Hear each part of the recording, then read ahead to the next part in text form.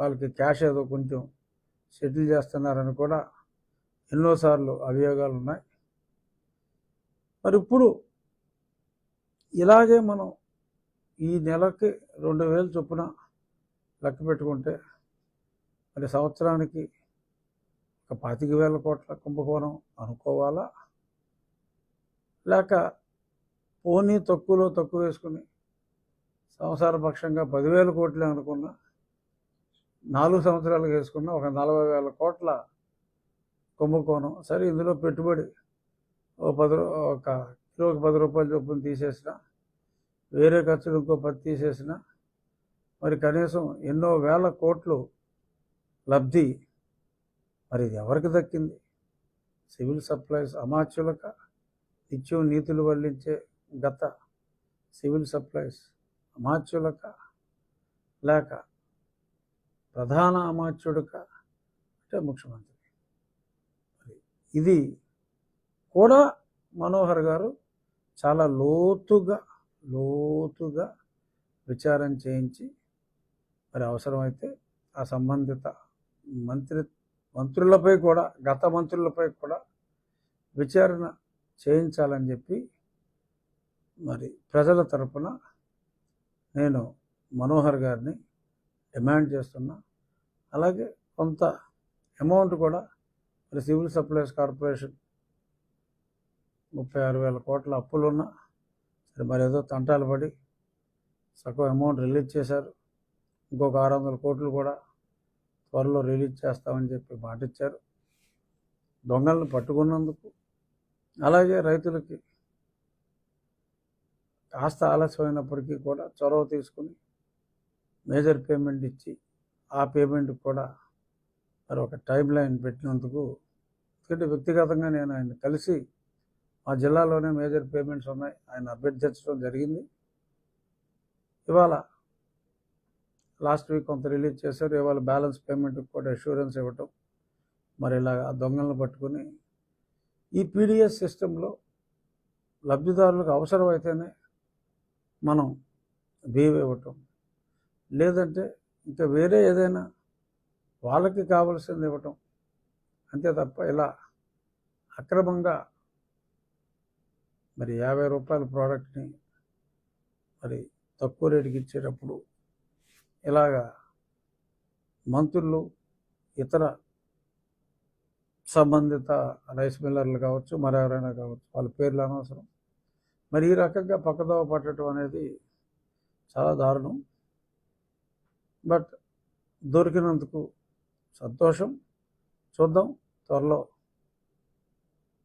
మరి గత మంత్రుల ప్రమేయం ఎంత ఉంది, ఎవరెవరు ఎంత నొక్కారు అన్నది డెఫినెట్గా మనోహర్ గారు వదలడం పట్టుకుంటారని చెప్పి ఆశిస్తూ, ఇవాళ ఇంకొక మంచి పరిణామం, ఈ 2 పరిణామాల గురించే మనం ఇప్పుడు ఈ కార్యక్రమం ప్రెస్ మీట్ పెట్టుకోవాల్సి వచ్చింది.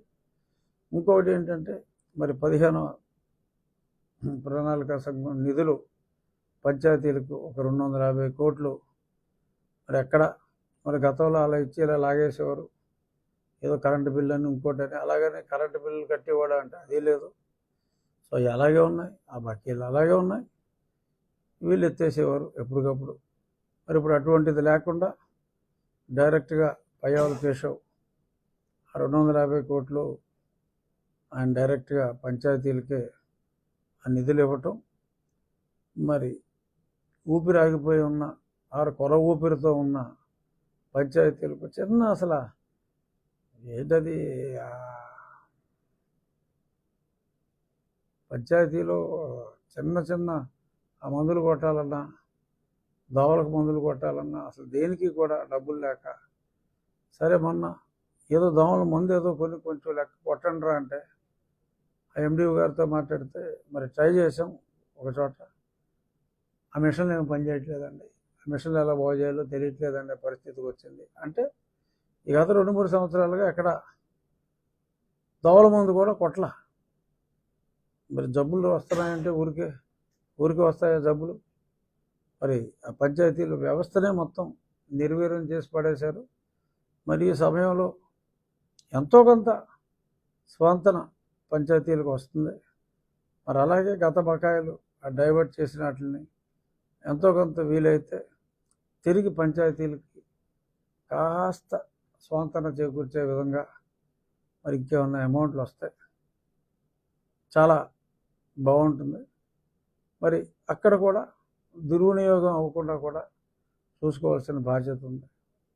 మరి పార్టీలు ఎవరైనప్పటికీ sarpanch always answerable to the local people కాబట్టి పార్టీలకి ఎవరైనా కూడా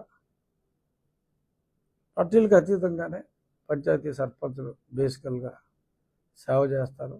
సో కాబట్టి వాళ్ళకి తిరిగి మరి గతంలో చెక్ పవర్స్ అన్నీ అఫ్కోర్స్ ఖజానాలో డబ్బు లేనప్పుడు చెక్ పవర్ ఉన్నా లేకపోయినా ఒకటే, బట్ కొంత ఆన్సరబిలిటీ చేస్తూ ఎలాగ ఆన్సరబిలిటీ చేయాలో చూసుకొని సర్పంచులకు కూడా అధికారాలు ఇచ్చి మరి వారి విధులు సక్రమంగా, ఎందుకంటే నేను గత నెల రోజులుగా చూస్తున్నా ఏ సర్పంచ్ దగ్గర కూడా 5 పైసలు నిధులు లేవు, మేమేం చేస్తామని చెప్పి అంటున్నారు. మరి వాళ్ళు డెఫినెట్గా వచ్చిన డబ్బుని డైరెక్ట్గా ఇచ్చినందుకు once again I appreciate honourable chief minister and also honourable minister finance నా మిత్రుడు పయ్యావుల కేశవ్ గారిని కూడా అభినందిస్తున్నా. ఈ 2 విషయాలు ముఖ్యంగా మాట్లాడాలని నేను అనుకున్నా. అలాగే ఇవాళ మా నియోజకవర్గంలో మీరందరూ కూడా పొద్దున్న కొద్దిమంది రావడం జరిగింది. ఎన్ఆర్పి అగ్రహారం గ్రామంలో ఏదైతే మనం స్కూల్స్ డెవలప్మెంట్ అనుకున్నామో దానికి అంకురార్పణగా కొన్ని మొక్కలు నాటడం, ఆ ఏరియా అంతా క్లీన్ చేయించి అక్కడ విద్యార్థుల్ని ఆ ఫిజికల్ డైరెక్టర్ని కూర్చోబెట్టి చక్కటి ఏమేమి ఫెసిలిటీస్ కావాలో అన్నిటికి ఆ విద్యార్థులతో వాళ్ళతో కూడా మాట్లాడటం, వాళ్ళకి ఏమేమి కావాలి అని చెప్పి వాళ్ళ కోరికలు చెప్పిన తర్వాత దానికి అనుగుణంగా ఆ ప్లాన్స్ అన్నీ కూడా ఆ క్రీడా ప్రాంగణంలో ఏమేమి కావాలి అన్నీ కూడా అక్కడే డిసైడ్ చేసి మరి రాబోయే 30 నుంచి 40 రోజుల్లో అవన్నీ కంప్లీట్ చేయడానికి మనం మాట్లాడుకున్నదే ప్రాక్టికల్గా 1 by 1 అక్కడికి వెళ్ళి కంప్లీట్ చేయడం జరుగుతుంది. ఈలోపే చాలా చోట్ల పనులు కూడా ప్రారంభమని ఇదే వేగంతో జరుగుతాయి. అలాగే ఒక సబ్ సెంటర్ గతంలోనే ప్రారంభించింది. ఈ ఫినిషింగ్ టచెస్ అన్నీ ఈ నెల రోజుల్లో స్పీడ్గా చేసి ఒక హెల్త్ సబ్ సెంటర్ను కూడా అదే గ్రామంలో ప్రారంభించడం జరిగింది. ఇంకొన్ని గ్రామాల్లో మరి నిధులు ఆలస్యం అవుతున్నాయి కాబట్టి 2 గ్రామాల్లో దాతలే ముందుకొచ్చి ఒక 16 నుంచి 20 లక్షలు అవుతుంది.